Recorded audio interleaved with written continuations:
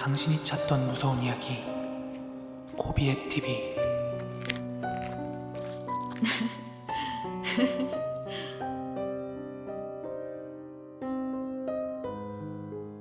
코린 여러분 안녕하세요. 코비의 TV입니다. 오늘 준비한 무서운 이야기는 코비의 TV 구독자분께서 제보해주신 한 인터넷 사연인데요. 그럼 오늘의 이야기 바로 시작하도록 하겠습니다.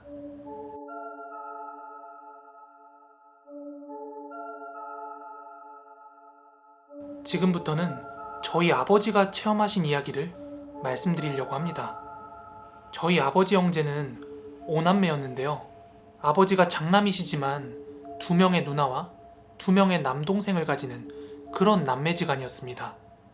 아버지가 국민학교에 들어가시기 전에 강원도 양구군 한전리에 들어가시게 되었다고 합니다.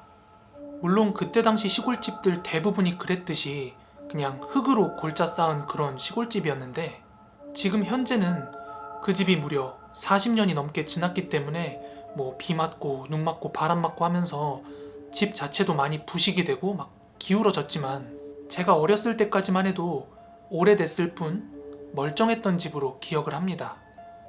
아무튼 아버지가 한전리로 이사 와가지고 집을 짓게 될 때의 나이는 국민학교에 들어가기 전의 나이였고, 더 어린 둘째 삼촌과 애기인 막내 삼촌이 있었다고 합니다. 그리고 처음에 이사 와서 그 집을 지을 때 집 터를 기준으로 앞으로는 비포장도로가 있었고 오른쪽으로는 개울물이 흐르고 있었습니다.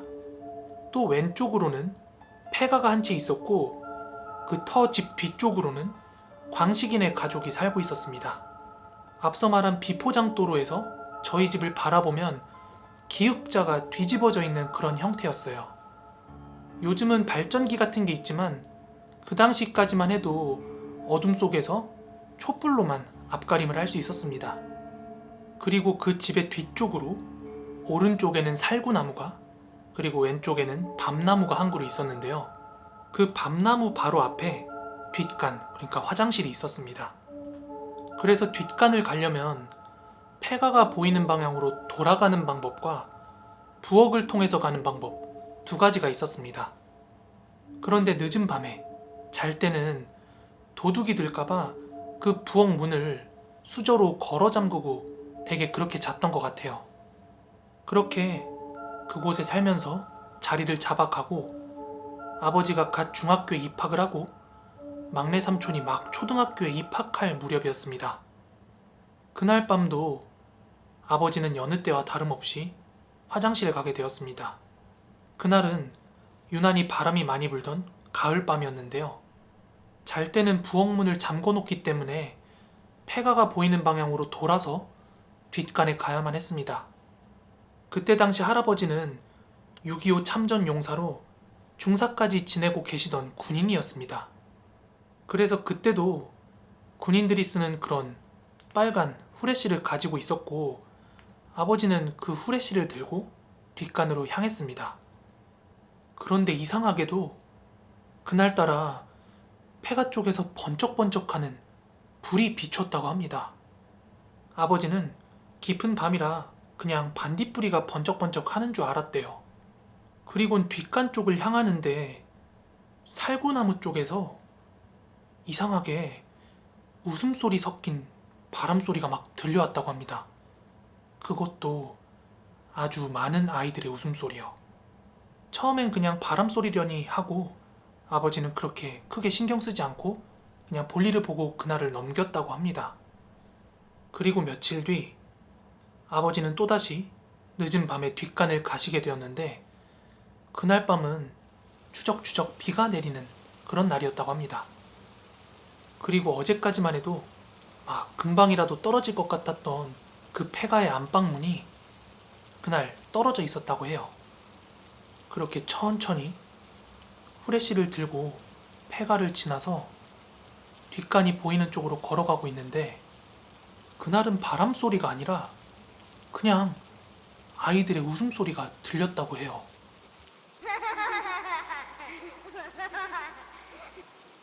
아버지는 집 벽에 기대서 그 웃음소리가 나는 살구나무 쪽을 천천히 바라보았습니다. 하지만 그때는 열매 없는 살구나무에서 빗방울을 맞는 그 나뭇잎 소리, 그리고 흔들리는 팥밭 정도만 있었고, 아버지는 좀 이상하기도 하고 또 무서움도 느꼈지만 그날은 또 그렇게 넘어갔다고 합니다. 그리고 다시 며칠 뒤, 그날 밤도 아버지가 뒷간을 가셨다고 합니다. 근데 누가 붙여놨는지 그날 폐가의 안방 문은 창호지까지 발려가지고는 멀쩡하게 누군가가 붙여놓았다고 합니다. 그리고 천천히 바람 한 점 없고 하늘엔 유유히 달빛이 비치고 논에서 나는 개구리 울음소리만으로 아버지는 그날 밤 이상한 기운을 느끼셨다고 합니다.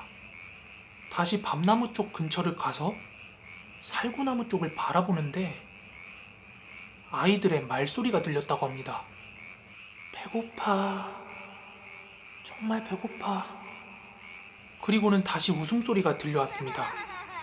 등줄기로는 식은땀이 주르륵 흘러내렸지만 아버지는 천천히 발자국 소리가 나지 않게 그 살구나무 쪽으로 향했습니다.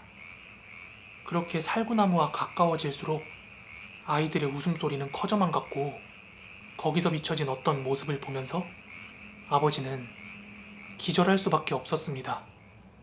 그건 바로 여자아이 하나와 남자아이 둘이 칼을 들고서는 형체를 알 수 없는 인간 아이의 배를 갈라서 막 창자 같은 걸 씹어먹고 있는 그런 모습이었어요. 그 뒤로 아버지는 2주간을 시름시름 앓고서야 다시 정상 생활을 할 수 있었습니다.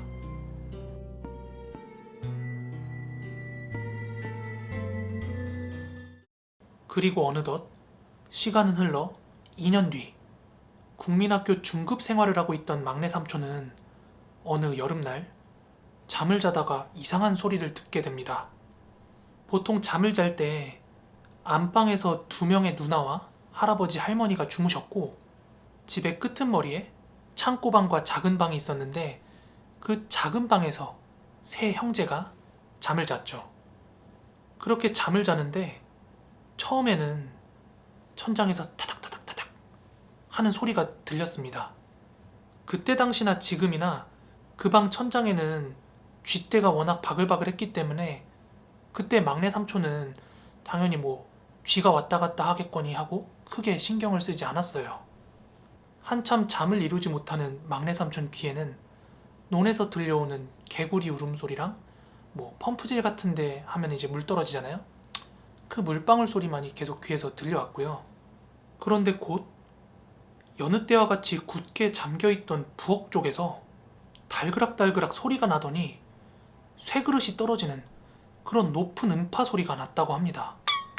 막내 삼촌은 두 형을 깨우려고 했지만 막 잠에 취해서 귀찮아 할 뿐 일어나지 않았대요. 그래서 그냥 막내 삼촌도 모른 채 하고 잠에 들려고 하는데 얼마나 지났을까요? 개구리 울음소리조차 들리지 않던 고요함 속에서 아이들 여럿이 모여 떠드는 소리가 들렸다고 합니다. 아주 소근소근 거리는 소리요.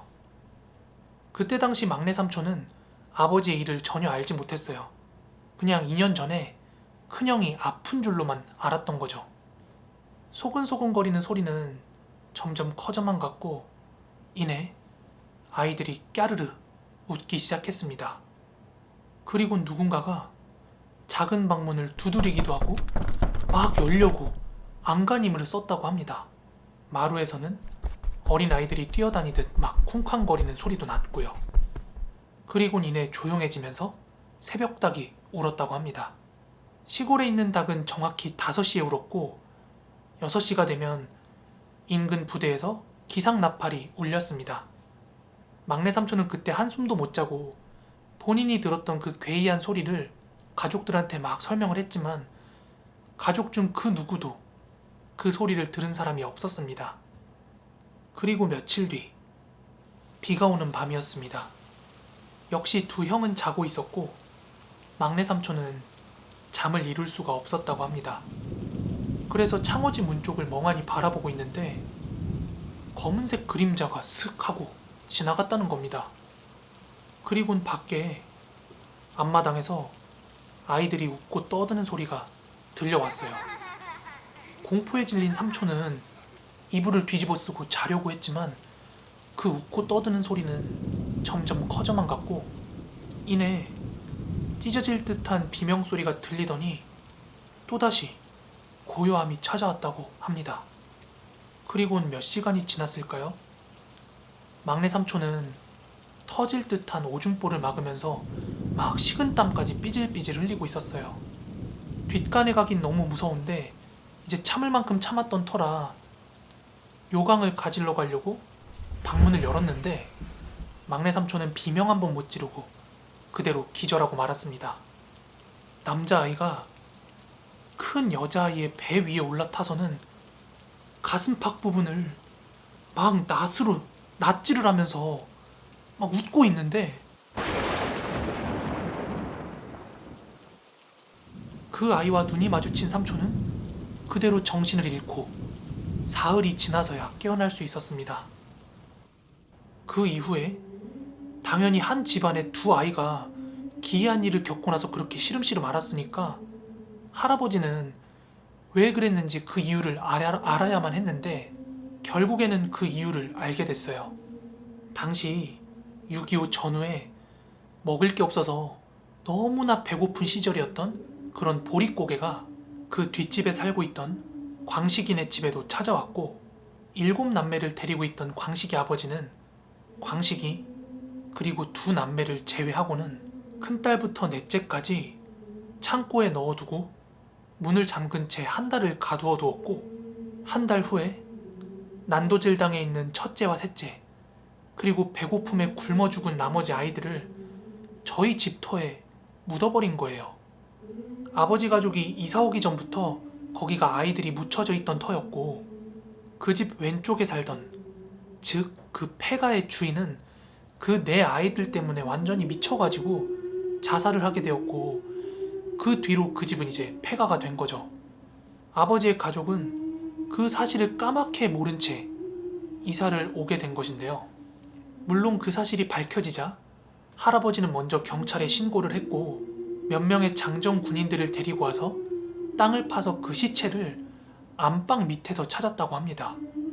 아이들의 시체는 화장해서 소양강에 뿌려졌고 광식이네 아버지는 그 당시 전쟁 상황과 굶주림이 참작이 됐는지 단지 징역 3년이라는 형벌과 보호생활 7년을 했지만 끝내 정신을 잡지 못하고 정신병원에서 돌아가셨다고 합니다. 지금은 폐가도 없어지고 그 집도 기울어져서 막 부셔져 가고 있지만 광식이네 집은 점점 최신식으로 바뀌어가고 한전리에서도 아주 유명한 부잣집으로 소문이 났습니다.